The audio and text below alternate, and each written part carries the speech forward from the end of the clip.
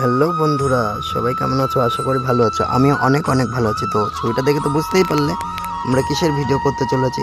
তো চলে গিয়েছিলাম মাঠে গিয়ে ফার্স্টেই কলা গাছে কলা দেখে আমরা মনে করলাম পেরে খাবো। ও দেখি কাঁচা, তো আর একটা যেতে দেখছি কাঁঠালটা পাকেনি, এখনো ফাটাই আছে। তারপর যেতে ফটাম করে আমরা পুকুরে একটা দেখলাম বিরাট বড় সাপ, আর পিছনের জন্য বলছে ভূত। তারপরে দেখো দেখতে আমরা কিন্তু ডাব গাছের গোড়ায় চলে আসলাম, অনেক কষ্ট করে ওকে রাজি করে গাছে তুললাম। তোলার পর দেখতে পাচ্ছ আমাদের ডাব পাড়াটা কিরকম লাগলো দেখ। তোমরা কিরকম করে ডাব পাড়ো অবশ্যই কমেন্টে জানিয়ে দিও। আমরা কিন্তু এরকম করে ডাব পাড়ি। তো ডাব পাড়া হয়ে গেলে আমরা এখন যাব চলে নিচে কুড়াতে। নিচে থেকে কুড়িয়ে নিয়ে এসে দেখো বন্ধুরা ডাবের সাইজটা দেখো, জাস্ট ঝকানাকা সাইজ একদম। ও উঠতে পারছে না বলে ঝরে আটকে গেছিল বলে ও আবার হাত ধরে তুলে নিয়ে আসলো। তো এখন ডাব পাড়া শেষে দেখতে পাচ্ছ ওই পাশে লোক আমাদের তাড়া করছে। আমরা এখন যে যার মতন দৌড়াচ্ছি।